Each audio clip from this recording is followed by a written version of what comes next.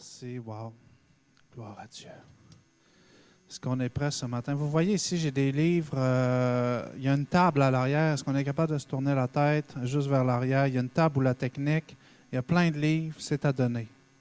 C'est pour les enfants, pour les adultes, peu importe. Prenez-les parce qu'on ne va pas les jeter. Parce qu'à deux, trois bâtiments, il y a une librairie à côté. Fait qu'on va le donner sinon. OK? Donc, prenez ce que vous voulez et ce que vous ne voulez pas, on va juste, ça va partir. Amen? Donc, il y a un livre sur les animaux ici, les images. C'est pour vous. Puis, si vous les avez amenés à la maison, puis finalement, vous ne les voulez plus, bien, ramenez-les, c'est pas grave. Amen? Donc, on veut juste que ça soit utile et non que ça prenne la poussière dans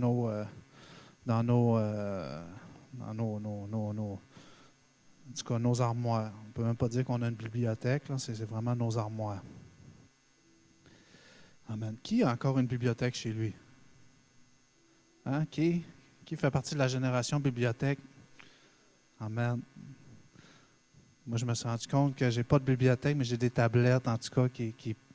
Sinon, j'ai tellement des boîtes et des boîtes et des bacs de livres. Je dis, c'est fou, parce que j'ai déménagé beaucoup au cours des dernières années. Et toutes les fois, j'ouvre une boîte puis je lis les titres des livres. C'est quasiment... Je suis triste un peu parce qu'il y a tellement la richesse dans chacun des livres qui a été acheté. Et je suis porté un peu de retourner dans certains livres. Amen. Donc, merci Seigneur pour aujourd'hui, pour tout ce qui a été partagé, tout ce qui a été amené jusqu'à présent. Et oui, on a passé à travers une semaine de jeûne et de prière. Et est-ce que vous avez ressenti la manifestation de Dieu lors de cette semaine? Est-ce que vous avez senti des choses particulières? Hein? Parce qu'on est capable de sentir que Dieu est là continuellement dans notre vie, jour après jour. Mais lorsqu'on prend un temps spécifique à part, dans le but qu'il nous parle, particulièrement, il se manifeste. Et moi, en tout cas, je sais qu'il y a des témoignages en cours on va dire, d'écriture, mais je sais qu'il s'est passé des choses pendant cette semaine-là. Et c'est pour ça qu'on a voulu faire cette semaine-là. C'est la même semaine, en fait, qui est reproduite au début de l'année. Vous voyez, il va y avoir une semaine de jeûne au début de l'année. C'est la semaine de jeûne de l'Église Le Centre. Mais c'est comme on a senti qu'au-delà de faire une semaine au début de l'année pour se préparer, on a voulu se préparer en novembre. On a voulu être davantage prêt. Et au moment où le lundi matin, où on était bien fixé, moi et Pasteur Valérie, on a dit on va venir à l'église lundi. Elle a aimé ça, hein, parce qu'à la maison, il y a plein de choses à faire, le ménage, le lavage. Donc, elle accomplit beaucoup de choses dans la maison, mais elle est venue à l'église avec moi le lundi. Elle a dit, ah non, c'est trop bien, hein, parce que tu es dans le bureau, tu travailles sur tes choses, et c'est tout. Il n'y a pas aucune distraction. Et au moment où on est sorti de la voiture, où habituellement je sors, on prend nos choses, on vient parce qu'on sait quoi faire. Au moment où on sort, je croise un jeune homme devant moi, qui s'appelle Michael. Et vraiment, je suis quelqu'un qui est très bien planifié. Hein. Je suis planifié très serré. J'ai des rendez-vous un en arrière de l'autre et tout. Je rencontre ce jeune homme-là. Je me mets à prier avec lui. Finalement, j'ai passé l'avant-midi avec. Quelqu'un qui est aux prises de la toxicomanie, drogue par injection et tout. On est venu ici, on a été ensemble. J'ai donné café, j'ai donné un peu de nourriture. On a juste partagé, on a prié. C'était pas prévu. Mais est-ce qu'on rentre dans une semaine de jeûne et de prière pour faire tout ce qui était prévu? Non. On rentre pour faire ce qu'il se manifeste devant nous. Et au moment où je priais pour lui, j'ai trouvé ça assez drôle parce que j'étais avec ma femme. Donc, c'est comme si je n'étais pas avec ma femme. Je ne m'étais pas soucié que j'étais avec. J'avais même oublié parce que c'est moi qui ai les clés de la bâtisse. Mais au moment où je priais avec lui, je vois ma femme quasiment passer à la course en train de prier pour une autre madame qui passait. Fait que, dans les mêmes temps, en fait, il y a eu deux opportunités. Tu vois, quand Dieu veut être à l'œuvre, on ne néglige aucun élément sur notre chemin. Et assurément, je pourrais témoigner pour beaucoup de personnes, moi, mais il y a beaucoup de choses qui se sont activées. Amen? On va juste dire activation. Dites activation. Que cette semaine, pour ceux qui n'ont pas jeûné, pas prié, on l'a fait pour vous. Amen? Parce que c'était une semaine pour l'Église. OK? Fait que vous êtes tous touchés par cette semaine-là. Amen.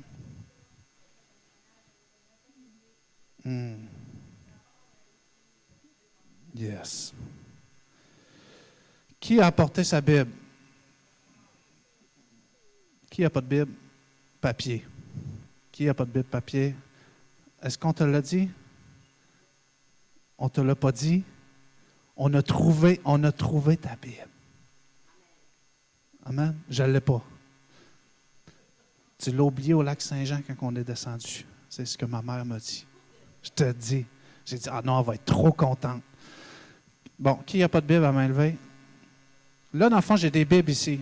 OK? Je vais vous en prêter. Je veux que vous les laissiez ici. Bon, ceux qui n'ont pas de Bible, relevez la main. Est-ce qu'au moins vous avez une Bible à la maison? OK, au moins. Minimum, là, s'il vous plaît. S'il vous plaît. Donc, j'ai des Bibles ici complètes. Alors, on va vous en prêter une. Faites juste la ramener à la fin, parce qu'on veut faire une fois par mois pour commencer. On y va léger. On va travailler dans le papier. Amen? On va travailler dans le papier. Et on va en avoir toujours. Mais si vous n'aviez pas de Bible chez vous à la maison, s'il vous plaît, peut-être venez me le dire en cachette, puis je vais vous en donner une, OK? S'il vous plaît. Vous savez, moi, j'aime bien le téléphone, j'aime bien la technologie, mais il est arrivé une fois où je ne sais pas c'est quoi qui s'était passé. J'avais un bug avec mon application. Je n'étais plus capable d'ouvrir ma Bible dans le téléphone. Je vous dis, c'est la période la plus sombre de ma vie, je pense. Je n'étais plus capable d'utiliser ma Bible. Les versets, l'application fermait. Je m'étais à ce moment-là recommencé à traîner. J'ai même acheté un étui pour traîner ma Bible et tout. J'ai tout ça ici. Hein. Bon, ça s'est réglé. Amen. Tout le monde a une Bible là, maintenant? Amen. Donc, j'aurais eu des Nouveaux Testaments. Pour ceux qui en manquent aussi, c'est pas grave, on va être dans le Nouveau Testament aujourd'hui. Donc, vous savez, entre autres, une chose que le Seigneur m'a fait sentir pendant cette semaine de jeûne, puis peut-être avant, mais plus clair pendant cette semaine de jeûne, et un peu pourquoi novembre, tu sais. Parce que ça aurait pu être décembre, ça aurait pu être octobre, ça aurait pu être n'importe quand. Mais pourquoi fin novembre comme ça? C'était vraiment préparatif chant pour décembre. Et ce qui est différent, c'est qu'on entend souvent, bon, du moins au Canada ou au Québec, on entend souvent c'est quoi qu'on fait en janvier? C'est des résolutions, hein? Des engagements, des points, des choses qu'on met en place. C'est comme on se lâche là jusqu'au 31. Puis au début janvier, là, c'est beau, on se met des objectifs, on prend des engagements. Mais je trouve que c'est déjà rendu tard. C'est comme quand l'année est déjà démarrée, tu dis, bon, janvier, bon, c'est un peu le restant des fêtes. Fait que là, tu dis, ça va être février. Puis là, ben, finalement, il fait froid. Fait que c'est comme tu finis que tu commences vraiment ton année en mars. Mais il y a déjà le quart de l'année de passé. Et moi, ce que je sentais, c'est que décembre, pour nous, en fait, pour nous tous, va être un mois où oui, on va prier pendant le début du mois sur la vision 2026 pour votre vie, celle de votre famille, pour que vous puissiez la mettre par écrit. Hein. On avait déjà fait cet exercice-là. Mais qu'en décembre, ça ne soit pas seulement par écrit, mais qu'il y ait des actions concrètes qui soient déjà mises en place pour manifester la disposition, notre disposition pour rentrer dans ce que Dieu prévoit. Et c'est un peu ce que je sens, et c'est pour ça que j'ai partagé certains éléments à certaines personnes de mettre des choses en place. C'est juste de mettre des choses en place, de montrer notre sincérité. Parfois, on veut démarrer une formation, on veut démarrer un cours, on dit on veut faire, mais ça reste que de la bouche, en fait. Mais qu'il y ait des choses qui soient mises en place concrètement en décembre. Afin que 2026 puisse être rien que la continuité de ce qui a été préparé. Ça n'empêche pas que Dieu va encore agir pour 2025, mais on est vraiment dans cette préparation plus les jours avancent. Amen. On a passé tout un mois à expliquer certaines facettes de la prière qui ne sont pas à être utilisées une seule fois. En fait, ce n'était pas seulement pour le mois de novembre. En fait, c'était pour votre vie, votre quotidien. Donc, le message aujourd'hui, c'est le titre que j'ai sorti, en fait, c'est « Cherchons l'unité ». Vous allez comprendre pourquoi j'ai mis un corps humain là, mais cherchons l'unité. Et on fait tous partie du monde. Amen. On fait tous partie du monde.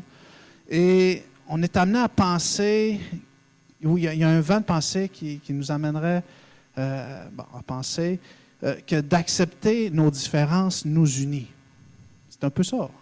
Acceptons-nous tels que nous sommes. C'est un peu, ça semble nous unir. Et moi-même, quand je suis venu à Québec, j'avais un peu ce fardeau, ce désir, ou cette vision, en fait, de voir l'unité partout où je vais, en fait. Tu sais, l'unité.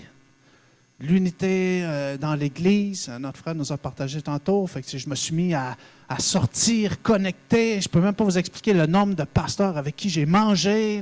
Non, pourquoi? Parce que ce feu, en fait, pour l'unité. Je disais, wow, ensemble. Et j'ai vite compris que c'était impossible. C'est impossible. On va parler plus d'harmonie, de se respecter, d'être capable de marcher ensemble, d'être capable de faire du ministère ensemble.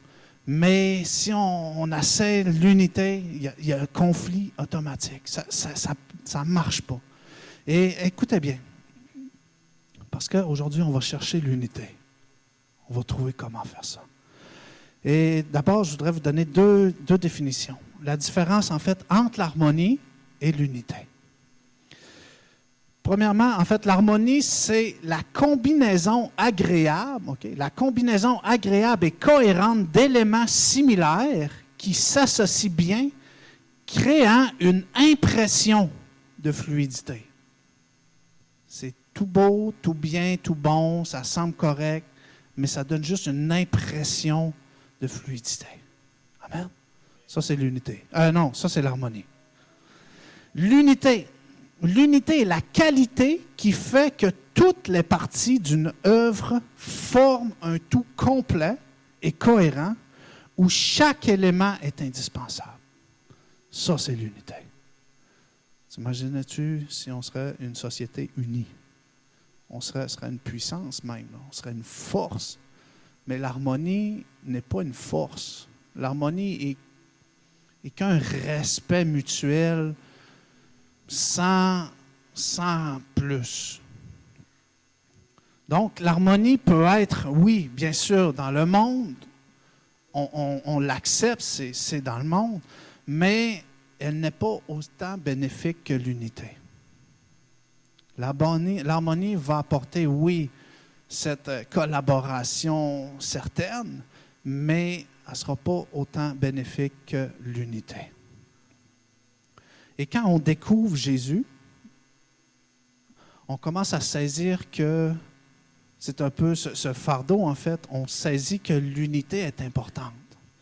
L'unité est importante. Qui a lu sa Bible complètement? Qui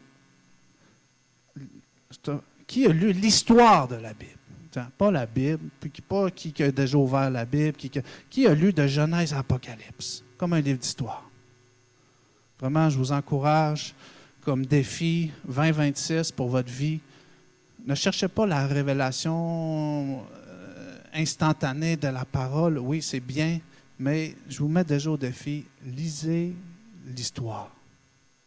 Et vous allez comprendre qu'au début, l'unité était parfaite dans le Jardin d'Éden.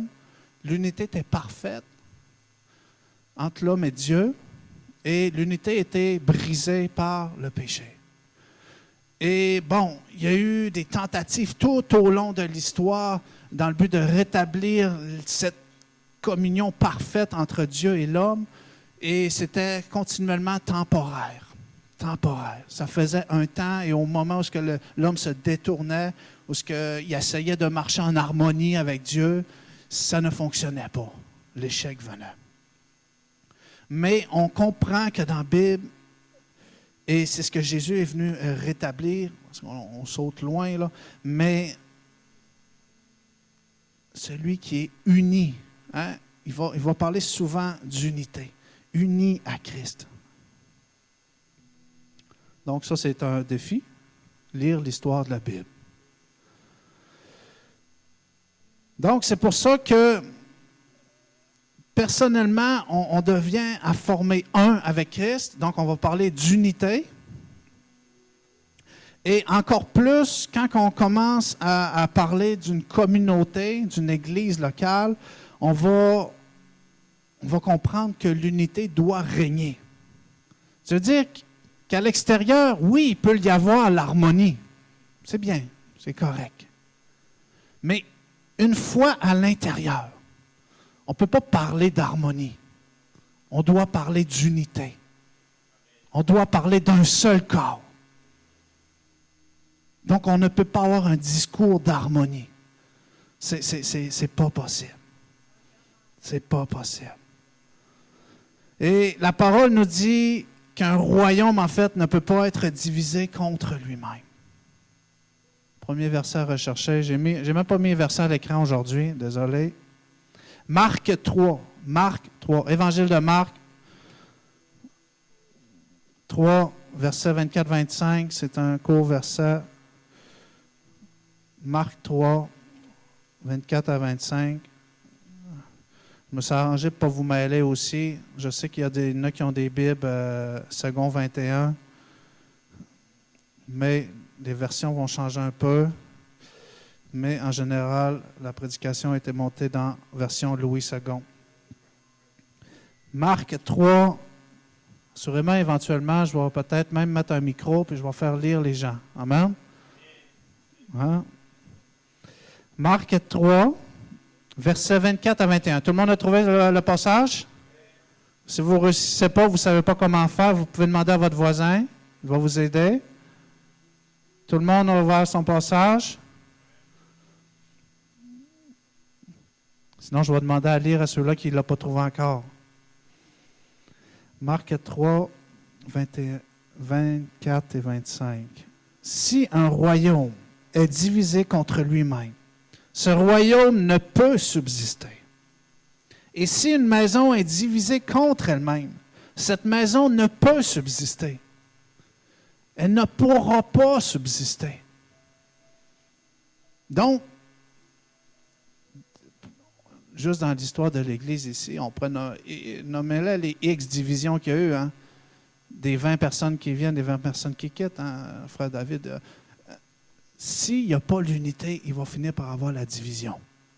Si on ne marche pas un, on marche deux. OK? Donc, un royaume qui est divisé contre lui-même ne peut pas subsister.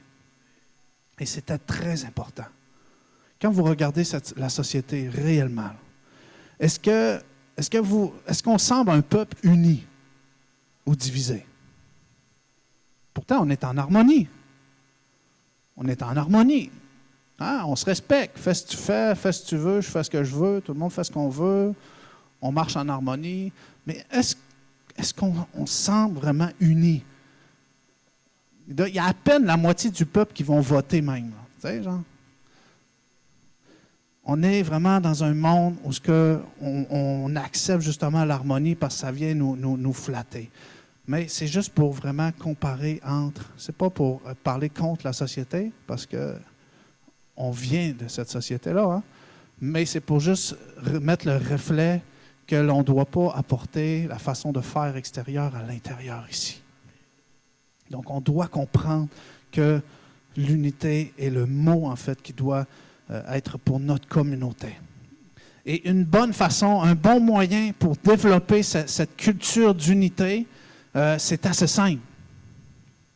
La prière. La prière. Donc, on a vu au début du mois l'importance de la prière pour les autres, la prière pour nous, la prière en langue, la prière, le jeûne et la prière. La prière. La prière nous force, là on parle en tant que communauté, nous force à nous unir. Ça nous unit. Et tout ce qui se passe ici, tout ce qui est en train de se bâtir jusqu'à présent, c'est le fruit de la prière. Peut-être que vous ne le savez pas, il y a l'équipe d'intercession qui se réunissent 2 fois par semaine au téléphone et par Zoom. Il y a la prière au matin ici chaque fois, mais il y a des temps de prière continuels. Il y a des temps de prière continuels à travers la communauté. Et cette culture de prière, on va être ramené à l'imprégner si on veut vraiment pouvoir réunir, en fait, unir le corps. Et que tout le monde participe, bénéficie, en fait, de cette unité. Parce que quand on prie, on rétablit l'intervention de Dieu. On rétablit, on ramène Dieu dans notre vie, dans notre situation, dans nos défis. Vous n'êtes pas obligé de prier. Vous pouvez faire ce que vous voulez. Mais vous allez avoir le résultat que vous voulez. Et quand on parle d'unité, on parle d'alliance. C'est de faire alliance. C'est de former tu fais une alliance, c'est un engagement. Et la définition d'alliance, c'est des définitions que vous pouvez trouver dans le dictionnaire, c'est une union, c'est un accord entre des personnes, des groupes, des États pour atteindre un objectif commun. Un objectif commun. Marc 14, qui est un peu plus loin, Marc 14, ça c'est que des courts versets, je vais avoir un texte pour vous tantôt. Marc 14, c'est dans le même évangile. Marc 14, verset 24, fait que nous dit, Marc 14, 24,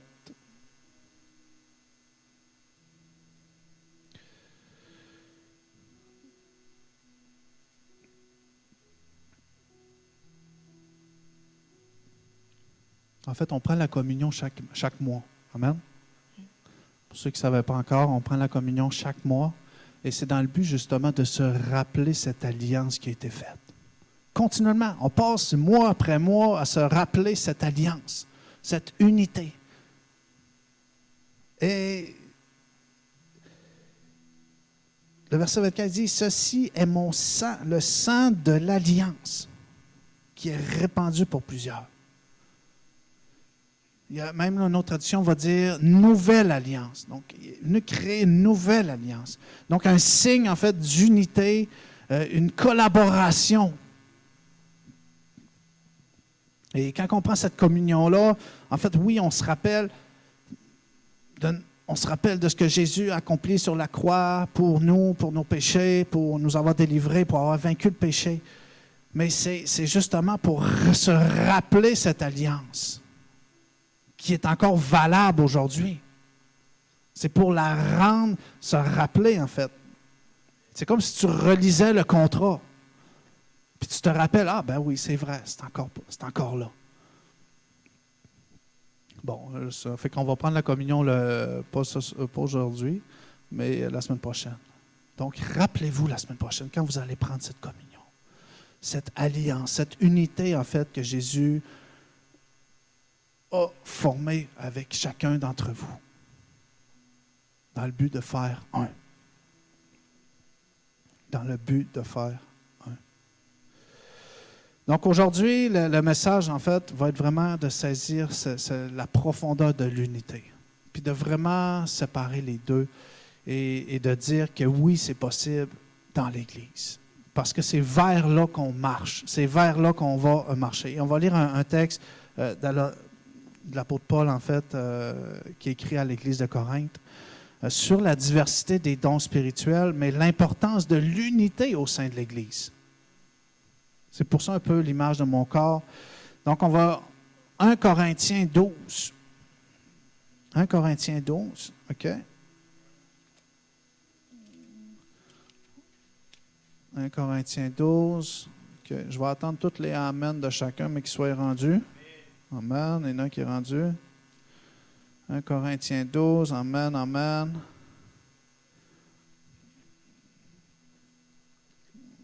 Ceux qui ont des Bibles écrites trop petites, là, moi j'aime bien la mienne.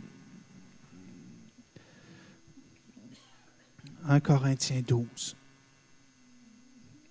verset 12.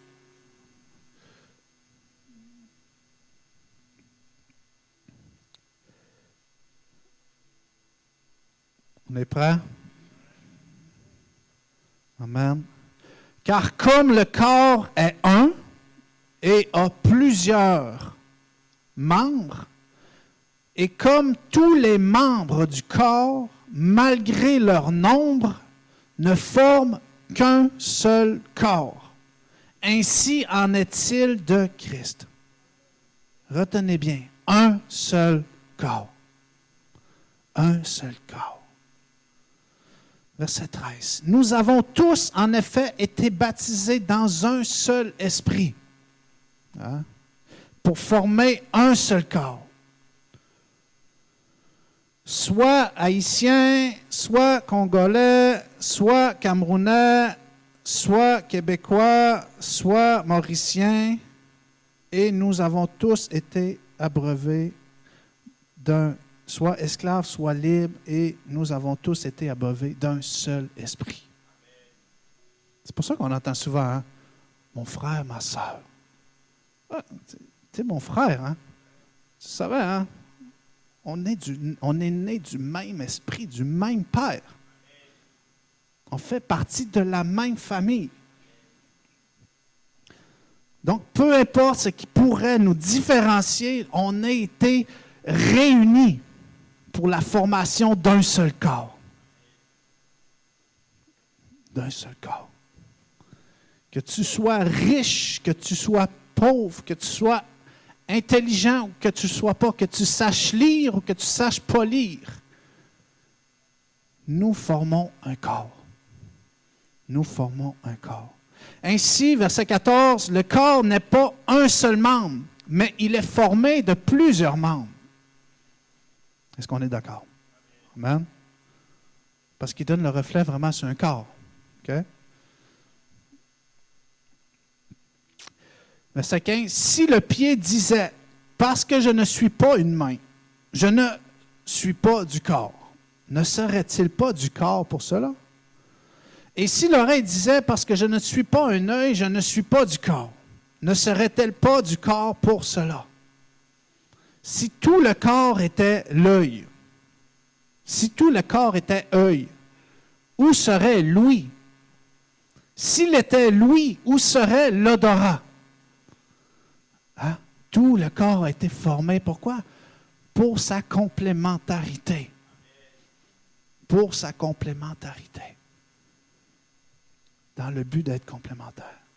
Verset 18, mais maintenant Dieu a placé chacun des membres dans le corps comme il l'a voulu. L'œil, verset 19, si tous étaient un seul membre, où serait le corps? Même si on veut tout être le bras, il est où le reste du corps? Maintenant, donc, il y a plusieurs membres et un seul corps. L'œil ne peut pas dire à la main, je n'ai pas besoin de toi, ni la tête dire aux pieds, je n'ai pas besoin de vous. Mais bien plutôt, les membres du corps qui paraissent être les plus faibles sont nécessaires. Sont nécessaires. Ça veut dire que peu importe ta situation, peu importe la profondeur de ta connaissance biblique, peu importe le fait que ton frère a tellement l'air mieux que toi,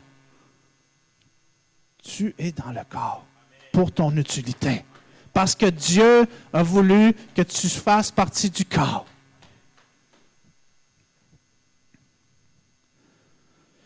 Bon, je t'ai rendu où? Amen. À la fin. Écris-la. On essaie de la faire écrire. Écris-la. Donc, verset 22. Ah, je viens de le lire ça. Donc, on a besoin de chaque membre. Dis à ton voisin, j'ai besoin de toi. Vraiment, dis à ton voisin, j'ai besoin de toi. Dis, t'es quelle partie du corps, toi-même? Hein? Vous êtes quelle partie? Là, on est plusieurs. Fait qu'on a, il y en a un doigt pour chaque. Hein? Fait que faut choisir rapidement, hein, parce qu'il n'y en a pas plusieurs. Continuons, 23. Et ceux que nous estimons être les moins honorables du corps, nous les entourons d'un plus grand honneur. Ainsi, nos membres les moins honnêtes reçoivent le plus d'honneur. Tandis que ceux qui sont honnêtes n'en ont pas besoin. Dieu a disposé le corps de manière à donner plus d'honneur à ceux qui en manquaient. À ceux qui en manquaient. Est-ce qu'on sert un Dieu merveilleux? Parce qu'on pourrait juste s'appuyer sur le fait, ce que dit, moi, je prospère tellement à tous les niveaux, gloire à Dieu, merci, alléluia, amen. Mais ce n'est pas le but. Le but est que pour cette gloire, cette prospérité, cette joie, cette paix, cet amour puisse être déversé là où il en a un besoin. Que ceux qui ont besoin de cette prospérité puissent en recevoir. Que ceux qui ont besoin de cette paix puissent en recevoir. Que ceux qui ont besoin de cet amour puissent en recevoir. Et comment? Par la prière.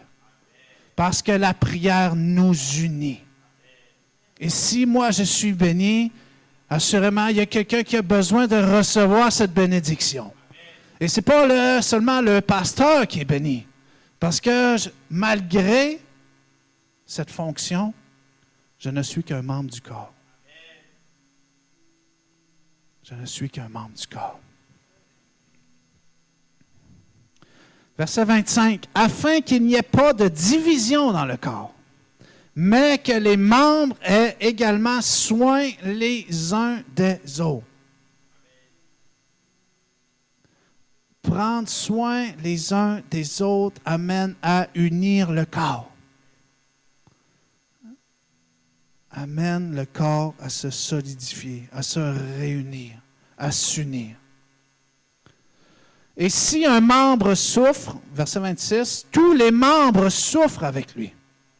Et si un membre est honoré, tous les membres se réjouissent avec lui.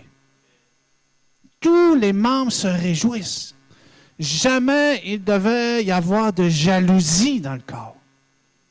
Jamais. Jamais on devrait être amené à se dire « Ah, mais lui, il a tout ce que je veux. Pourquoi pas moi, Seigneur? Pourquoi pas moi? » Ça devrait être « Amen, Alléluia, merci Seigneur. » Parce que tes bontés, Seigneur, ne sont pas épuisées. Elles se renouvellent chaque matin, Seigneur. Ce matin, Seigneur, c'est ma journée. Alléluia, Seigneur. Donc, verset 27. Si vous êtes le corps de Christ et vous êtes ses membres, chacun pour sa part, Dieu, vous êtes le corps de Christ. Amen. Il y aurait un autre enseignement qui pourrait dire, en fait, on sait que c'est Jésus la tête de l'Église, hein? C'est Jésus la tête du corps, mais juste la tête fonctionnelle. Hein? On le sait, mais est-ce que on le sait? On sait que ça prend l'unité dans le corps. Oui, on le sait, mais est-ce que c'est manifeste? Est-ce que c'est réellement manifeste? Amen. C'est important. Je crois que cette Église veut atteindre une prochaine étape, un prochain niveau. Le Seigneur est bon. Amen. Est-ce que le Seigneur est bon? Le Seigneur est bon. Il évolue à la vitesse qu'on est prêt à évoluer. Il avance à la vitesse qu'on est capable d'avancer. Donc, l'unité est rétablie par la prière et le souci les uns des autres. Parce que quand tu te soucies les uns des autres, tu vas dire, le frère te partage une situation, tu reçois la situation et tu dis, est-ce que je peux prier pour toi? Est-ce que je peux prier avec toi?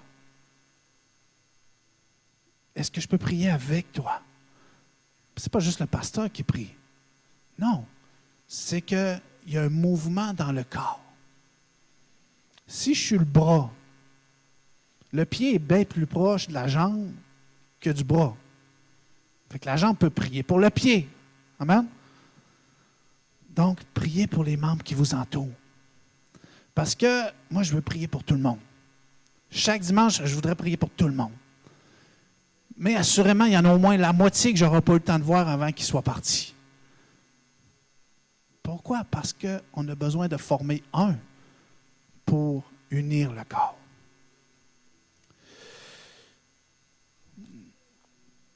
Amen. Vous savez, le jour où j'ai intégré une communauté, ça fait quelques années, j'imagine un jour, je vais dire, ça fait 30 ans et tout. J'ai pas hâte à ce jour-là. Où je me dis, Seigneur, je ne veux pas perdre une journée parce que les années passent, en fait. Déjà, je me rappelle encore quand je témoignais de la gloire de Dieu, je dis, Dieu m'a changé et tout. Là, les années commencent à s'allonger. Le témoignage reste encore actif, mais quand même. Tu dis, ça avance. Ça avance. Donc, le jour où j'ai intégré une communauté, ça a réjoui mon cœur. Parce que j'ai senti que je faisais partie d'un corps, d'une famille, d'une communauté. J'ai senti que je faisais partie d'une famille. J'avais déjà une famille, hein? Merci Seigneur, on était déjà très proches familialement. J'ai une mère, des frères, des sœurs, très proches, très connectés. Mais cette famille-là, ça n'a jamais permis que je sois sauvé réellement. Parce que j'étais dans la toxicomanie, j'allais en prison, je sortais, je rentrais, je sortais. J'avais une famille. Elle m'aimait inconditionnellement. Mais cet amour-là n'était pas suffisant pour que je marche dans la gloire de Dieu. Bon, je dis de Dieu, hein, la gloire humaine, elle existe. Mais ce n'était pas suffisant. Donc, moi, en fait, quand je suis devenu chrétien, les 6 premiers mois de ma chrétienté, je n'avais pas d'église. J'avais reçu Jésus. Et je voyais déjà manifester sa gloire dans mon quotidien. Des choses se manifestaient, se passaient tout autour de moi. Il y avait des paroles. Bon, aujourd'hui, je peux définir c'était ça, mais je parlais avec des gens et les gens étaient encouragés. Les gens, des couples étaient restaurés. Il y avait des choses qui se manifestaient. Je n'avais pas d'église. Donc, ça n'empêche pas la manifestation de Dieu, d'avoir une communauté ou pas. Mais c'est plus que, dans le fond, en marchant juste en harmonie avec tout ce qui m'entourait, même si je portais du fruit, c'est que, bon, j'étais indépendant, un chrétien indépendant, il manquait quelque chose. Il manquait quelque chose. Parce que dans l'action de Dieu, j'étais assurément bien instable. Je n'étais pas cadré. Je ne marchais pas dans la sagesse complète. Je marchais selon l'instant présent, selon l'esprit qui m'envoie et tout. C'était bien tout ça. C'était une phase de découverte, en fait, une phase de certitude que je devais aller chercher. Mais c'est juste pour dire que le jour, en fait, où j'ai atterri dans une communauté, c'est comme, wow! Je me suis mis à trouver une famille, à faire partie du corps, à voir, en fait, vraiment... Vous savez que l'harmonie, en fait, ne nous engage à rien. Hein? C'est aucun engagement. Ça ne nous engage à rien. Puis bien souvent, on peut être dans une communauté, j'imagine, du moins, et ne pas sentir qu'on a besoin d'être engagé. Hein, genre, fait que tu fais juste harmoniser ton quotidien. Mais, moi, je vous dis qu'à long terme, l'harmonie est beaucoup moins efficace que l'unité.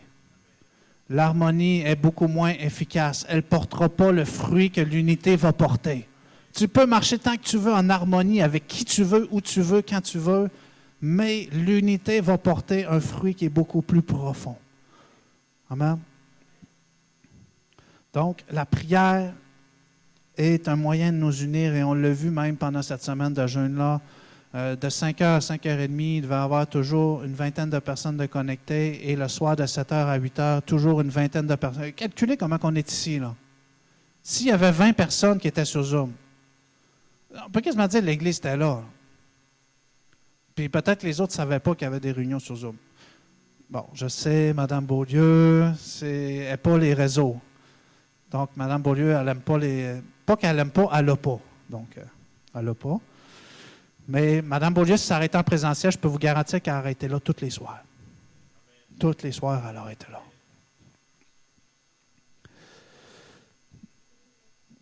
Amen. Donc, la prière va nous permettre de pas seulement connaître le quoi. Hein, parce que bien souvent, on cherche, Seigneur, montre-nous, puis on va le faire pour 2026. On le fait, on le fait déjà dans notre quotidien. Des fois, on veut voir à quoi tu m'appelles. Qu'est-ce que tu veux faire à travers moi, Seigneur? Montre-moi le quoi. Mais on va être amené à découvrir un plan qui est beaucoup plus grand quand qu'on marche un peu dans cette prière communautaire. Et ça va faciliter justement le fait de découvrir également le comment, mais également de connaître le quand aussi. Donc, il y a plusieurs éléments à découvrir et c'est même si tu dis, bon, moi, je prie déjà, je fais déjà ma prière quand je me lève puis quand je me couche, je prie. OK, oui, mais tu as le résultat de ton effort. Tu vis dans ta vie, là, tu vis le résultat de ton effort. C'est ça. Peut-être tu vis, moi tu dis, moi je prie 1 minute, puis wow, Dieu se manifeste, là, je vis la gloire de Dieu. Amen. Wow, c'est merveilleux. Imagines-tu si tu ferais plus? Imagines-tu si tu ferais plus? Parce que tu n'es qu'au début. En fait, moi, je dis toujours, ce que tu vis, ce n'est que le début de ce que Dieu veut te montrer. Ça veut dire que même si tu penses que tu es au top, en fait, de l'onction, de ce que Dieu peut manifester dans ta vie, excuse-moi, tu n'es qu'au début de ce que Dieu veut faire avec toi dans ta vie. Tu n'es qu'au début. Au début. Ça veut dire que tu dois toujours marcher dans cet état où tu commences. Tu commences. Ça veut dire, merci Seigneur de m'avoir amené jusque là où je suis, de faire tout ce que tu as fait à travers ma vie, tout ce que tu m'as montré, tout ce que tu as manifesté. Merci Seigneur pour toutes ces portes qui se sont ouvertes, toutes les opportunités, Seigneur. Mais je sais que je ne suis qu'au début de ce que tu veux manifester à travers moi. Au début. Et la prière n'est pas un ministère. La prière, c'est la prière. La prière, c'est la prière. C'est pour tout le monde. La prière n'est pas genre, lui il prie mieux, lui il prie moins, lui... La prière, c'est la prière. On a commencé ici, ça fait quelques mois, les soirées de prière mensuelles pour ceux qui sont déjà venus. Et on saisit en fait, on va amener de plus en plus cette culture en 2026. C'est un secret pour 2026, vous allez pouvoir mettre ça dans vos sujets de prière. Mais la culture de prière va être de plus en plus, parce qu'on n'est qu'au début de ce qu'on veut faire. Amen. On n'est qu'au début de ce que Dieu veut nous montrer. Et il y a des choses qui commencent à se manifester et on commence à voir du fruit de cet engagement communautaire, mais ce n'est que le début. Fait que si vous étiez déjà épuisé, c'est que le début. Hein? Donc, il faut s'entraîner. Si physiquement, tu n'as plus le souffle, il faut faire un peu de cardio, entraîne-toi, parce qu'on n'est qu'au début. C'est une course, en fait, et on court ensemble. On court ensemble. Donc, il y a la prière mensuelle qui est ici depuis, je ne sais pas, plusieurs mois, depuis cet été. Puis, vous savez que ces temps de prière-là, normalement, si l'Église serait unie, hein, je dis ça, hein, ça devrait paraître dans les temps de prière. On les voit déjà le matin. On les voit par ceux qui sont là le matin. On voit déjà quand il y a l'unité dans la prière, ça se ressent. Et bon, les vendredis, ils traînent de la patte un peu. Hein? Je peux vous dire qu'ils traînent de la patte. Vous savez qu'on est à peu près 10, 8 de l'Église. Vous savez que les vendredis, tous les départements en soi. En fait, c'est un vendredi de prière de l'Église. Ce n'est pas un vendredi de prière du pasteur ou de l'équipe. En fait, quand je dis qu'on est une dizaine, non, ça compte, genre, les 4 personnes de la louange, les pasteurs et les enfants du pasteur. Plus ceux-là qui viennent. Vous voyez? Fait que, tu sais, ça fait, ah, wow, on est 10, 15. Mais c'est genre. L'Église, quand on va, puis là, je ne dis pas ça pour condamner personne, parce que c'est même pas peut-être vous autres, c'est toutes les autres, en fait. On est 75 dans l'Église, OK? Ça ne paraît pas ici, là, mais on est 75. On est une communauté de 75 membres qui viennent continuellement, qui font partie de l'Église, OK? Imaginez-vous ces 75-là réunis dans un même endroit, un même dimanche même, juste un dimanche. Parce qu'ils font tous partie de cette communauté-là. Chacun a ses défis, chacun a ses réalités, chacun a ses besoins, chacun a sa façon de voir la communauté ou l'Église. Mais c'est juste pour dire qu'on est 75. Et le jour, en fait, qu'on va vraiment voir le corps uni, ça va se revoir, ça va paraître dans nos réunions de prière. Parce que c'est la prière qui unit. Quand tu pries pour quelqu'un, quand on prie les uns pour les autres, quand on se soucie des besoins les uns des autres, quand on partage les réalités, quand on prend le temps de s'écouter, quand on fait partie du corps, si ton frère de chair a un souci, tu vas prendre le temps de l'écouter. Même si tu avais planifié que j'ai fait mon épicerie tantôt, genre, c'est même si ton frère de chair t'appelle tantôt, il vit une situation, tu vas t'asseoir, tu vas l'écouter. Ça, c'est l'unité dans le corps. Et c'est peut-être qu'il n'y a qu'une vision, on ne sait pas. On voit le quoi. Le comment puis le quand, on ne sait pas comment ça va se manifester. Mais c'est vers ça qu'on doit marcher si on veut voir un résultat. On parle on veut voir la puissance. Mais commençons par traiter ce qui est à notre disposition, à mettre à profit ce que le Seigneur veut qu'on fasse. Il dit, aimez-moi de tout votre cœur. Premièrement, oui. Déjà, c'est déjà très profond là, en soi, mais être là les uns pour les autres. Donc, pensons à ça. De quelle manière on veut... Qu'est-ce que pour vous, en fait, ça vous a apporté comme témoignage de vous intégrer à une communauté? On pourrait tous rester chez nous. Hein? On pourrait tous venir chez nous. On pourrait tous rester à la maison. La température va commencer à baisser, la neige va commencer à tomber, on va commencer à être bien proche de la chaleur. Qu'est-ce qui vous amène ici? Personnellement, hein? Tu ne peux pas demander à ton frère, personnellement. Moi, pour moi, je vais vous dire, moi, l'Église, c'est une question de vie ou de mort. C'est une question de vie ou de mort. Si je n'avais pas l'Église, j'étais mort. Donc, pour moi, c'est ça. Moi, c'est la famille, la communauté. C'est pour ça que vous me voyez, en fait. Vous voyez. Donc, c'est ça. Fait que la prière, c'est pas l'histoire d'un thème mensuel. Hein? C'est pas l'histoire d'un thème mensuel. Là, on a parlé, là, je peux vous garantir qu'on a parlé vraiment un thème, on est rendu en novembre. Là. On en parle, oui, puis non. Il y a tellement de choses qu'on peut parler dans l'Église. Okay? Il y a tellement de choses qu'on peut parler, qu'on n'a pas encore parlé même, là. Mais on n'a pas encore parlé des temps de la fin. Hein? Il y a plein de choses qu'on n'a pas rentrées. Bon, peut-être qu'on n'est pas prêt pour l'entendre, mais la prière, ce n'est pas l'histoire d'un thème mensuel. Fait que 2026 va être vraiment une année vraiment de prière, d'une culture de prière pour l'Église.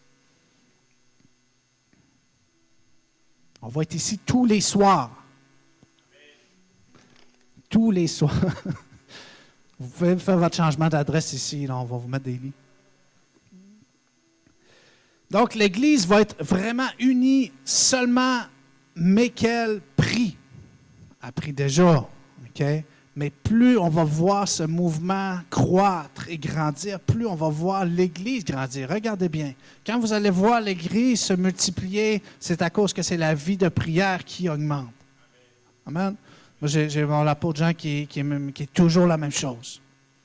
Le nombre d'affaires que moi, je peux vouloir voir dans l'Église arriver, le conseil par excellence, dit, Pasteur Nathanaël, augmente ta vie de prière. Augmente la vie de prière. Il dit, quand il a fondé l'Église, là, il était tout seul à venir prier à l'Église. Tous les jours, la prière. Et, à un moment donné, l'unité se forme. Donc, normalement, ça veut dire quoi? Les vendredis, tous les départements devraient être représentés sans exception si on veut vraiment... Parce qu'on dit, hein, si on donne à Dieu vraiment la reconnaissance, la nécessité de son action dans ce qu'on veut voir se manifester dans l'Église. Peu importe le département. On veut voir le succès dans un département, c'est dans la prière que ça va se former. Et normalement, le vendredi, et même pas un vendredi qui est annoncé publiquement. Je vous dis, c'est même pas annoncé publiquement. Il est qu'annoncé qu'à la communauté de l'Église, parce que c'est un vendredi pour l'Église. Donc, c'est ça. Parce que les fruits, en fait, de ce qu'on veut voir, parfois on veut tellement voir de choses arriver, mais qui se transforment très peu en action et en vérité. Et ça, c'est une vérité. OK? Donc,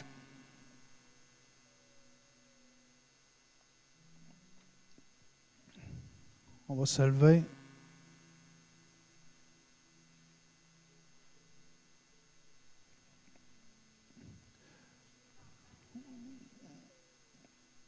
Vous savez qu'on a tous une place dans le corps, comme j'ai dit. Et comme j'ai posé la question tantôt, quelle partie du corps es-tu, selon toi? Peut-être que tu ne penses même pas faire partie du corps aussi. Tu t'étais même pas... C'est quoi faire partie du corps? Vous voulez le savoir? OK? Faire partie du corps, ce n'est pas le département dans lequel tu sers. C'est pas le fait que lui accomplit plein de choses, fait qu'il fait partie du corps. Non. Faire partie du corps, c'est faire partie de la vie de l'Église. C'est faire partie de la vie de l'Église. Ça veut dire que tu sais que tu es connecté. Fait que ce n'est pas un département qui te définit dans le corps. Pourquoi? Parce que tantôt, je peux être en train de prêcher, mais tantôt, je suis à la technique, tantôt, je suis à l'accueil, tantôt, je suis au café, tantôt, ce n'est pas le département que je fais qui définit, mais tu fais partie de la vie, en fait. Tu fais partie de la famille. Quand tu vas chez ta maman, là, est-ce que tu lui demandes la permission pour aller dans le garde-manger? En tout cas, pas chez nous. Moi, je m'en vais chez ma mère tantôt, je vais aller ouvrir le frigo, je vais ouvrir les choses, je vais me servir. Parce que je fais partie. Bon, je ne dis pas qu'il faut aller ouvrir le frigo tantôt, là, ici. Mais c'est ça. De faire partie de la vie de l'Église. Ça veut dire quoi? Ça veut dire que tu connais ton frère, ta sœur. Pas tous les frères. Moi, je ne connais pas en profondeur tous mes frères, mes sœurs. Mais du moins ceux qui se manifestent sur ton chemin. Tu les connais. Tu les connais. Et l'unité demande un engagement, en fait. Parce que parfois, on aime... Non, je ne peux pas dire qu'on n'aime pas les engagements, parce que ce serait contraire, là, mais l'engagement nous force, en fait. Et moi, ma prière, c'est que vous puissiez, parce que vous savez, moi je fais mon possible pour que tout le monde sente qu'il fait partie du corps. Mais ce n'est pas ma force ou mon effort qui va définir que vous faites partie du corps. C'est ce que chacun va faire par la suite qui va le définir. Et moi, je veux juste dire que tout le monde a sa place. Tout le monde, si tu viens dans cette communauté, si tu rentres dans cette église, nous, notre désir, c'est que tu puisses te dire, ben moi, ça, c'est chez nous. Ici, c'est ma maison. Ici, c'est ma famille. Les familles, il y en a partout. Choisis-en au moins une. Intègre-toi. Rentre dans la vie de prière. Rentre dans la communauté. Viens t'unir au corps. Et je te dis, tu vas bénéficier du fruit de l'unité dans ta vie. Les domaines de ta vie pour lesquels il n'y a pas de victoire, bien, à travers le corps, des choses vont se manifester. Parce qu'il y a des choses que ton frère, ta sœur vivent dans leur vie que toi, tu aimerais recevoir. Écoute, gêne-toi pas. Dis, toi, mon frère David, tu vis de quoi dans ta vie? Je veux ce que tu as. Est-ce qu'on peut prier ensemble? Je vous garantis que ça va lui faire plaisir. Il va dire, oh, wow, gloire à Dieu. Parce qu'on est des frères et des sœurs. Amen? Donc, merci Seigneur, vraiment, de rappeler, Seigneur, à nos cœurs que nous faisons partie de ce corps et que c'est par la prière. C'est par la prière que l'on va voir, Seigneur, vraiment l'unité, Seigneur, dans cette communauté, que cette communauté va croître, va atteindre sa prochaine étape. Et on veut que cette unité puisse se ressentir avant même que cette année se termine. C'est déjà cette unité. Mais il y a des membres, Seigneur. Comme j'ai dit, il y a 75 membres dans cette Église. Il y a plus de 90 visiteurs. Il y a plus de 170 personnes qui sont venues dans les 9 derniers mois dans cette communauté. Donc, même si vous dites, oui, mais moi, je fais partie de la vie de l'Église. C'est pas tout le monde. C'est pas tout le monde. Et on a tous un devoir particulier pour permettre que cette croissance se manifeste. Donc, merci Seigneur. Que tu puisses, Seigneur, amener mon frère, ma soeur, à découvrir, à être encouragé, de s'unir à cette communauté, de trouver sa place, afin de bénéficier des fruits dans la prière.